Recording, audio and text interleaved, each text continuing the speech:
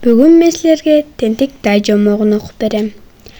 Булуттар болгуп, жамгыр нөшөрлөп, көз ачырбай жааган менен тез эле токтоп, күн чайыттай ачылып, айлана замат да нурдана түштү. Мындай кооздукка суктанып, ак коозу, ак кула, кара баш жана бозулак бир канча убакыт терезеден сыртты карап турушту. Төртөө тең Асан Үсөнүн чыгышын күтүштү. Чыдамы аябай кеткен ак коозу апаларыбыздан суранып сыртка чыгалы, деди. Ал күнү төртөөнүн энелери ак коознукунда болушчу. Апаларына барып эшикке чыгууга уруксаат сурашты. Апалары болсо чыга бергиле, бирок тентектик кылып, андан да кечигип бизди кабатыр кылбагыла, тентектер, дешти. Ак кооздун апасы аларды узатып кошо чыкты. Төрт достун сүйүнүчүнө чек жок. Билесиңер да, алар Асан Үсөндү чыдамсыздык менен күтүп жатышкан эмес беле? Андыктан дароо Асан Үсөндү издеп башташты. Ооба, албетте, жаан жаап, күн ачылганда Асан Үсөн чыгаары анык. Аны көргөн кубаныч менен кыйкырып башташты. Кандай гана керемет! Асманды мындай түскө боёгон Кудайга миң мертебе шүгүр! Дешип асманга карап кубанычтары жүзүнө чыкты. Алар ары-бери оюн салып чуркап жүрүштү. Убакыт кантип өтүп кеткенин сезишкен жок. Кеч кирген сайын ак куланын курсагы ача баштады. Ачкалыктан жыгылып кете да жаздады. Досторун карап, менин курсагым ачты.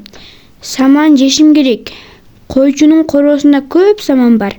Дароо ал жакка киришим керек, деп кишенеди ак кулатай. Ак коозу болсо уруксаатсыз эч жака киргенге болбойт. Башка бирөөгө тиешелүү нерсени андан сурабастан алганга болбойт.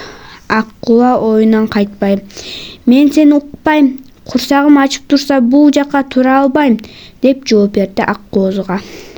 Бозулак жана ак коозу кандай айтса да ак кула түшүнгөн жок. Акыры өз оюнан кайра тартпаган ак кула короону көздөй жөнөдү. Айлананы карап, эч ким көрбөсүн дегендей аста басып ичкериге кирип кетти. Калган достору болсо аны тышта күтүп турмай болушту. Бир канча убакыттан кийин иштен ак куланын үнү угулду.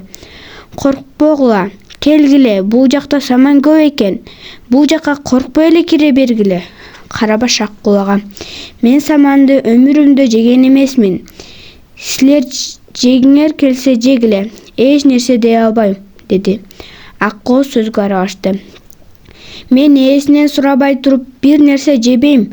Анан дагы бирөөнүн короосуна анын кабары жок эч кирбейм.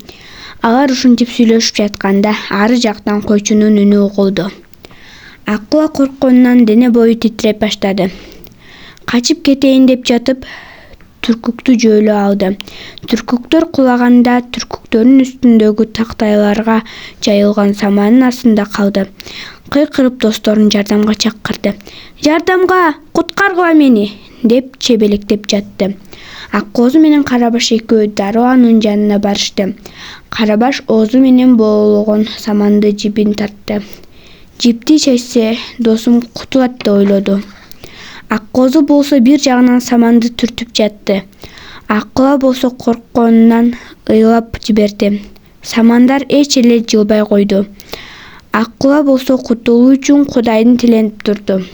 Самандарды түртүп астына басып калган ак кула тайды куткарыш үчүн ак коозу кыйкырып: кеттик, 1, 2, 3, ошентип самандарды козголушту.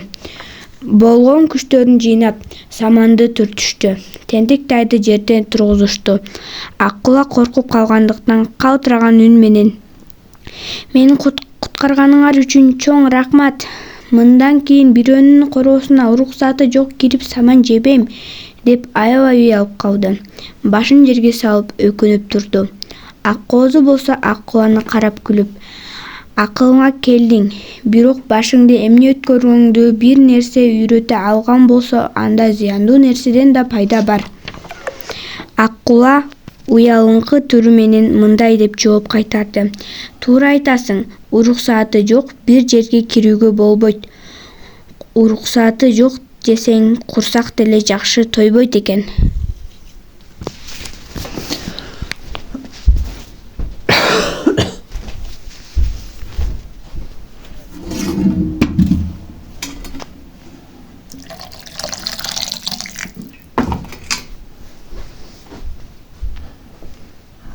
Башында эмне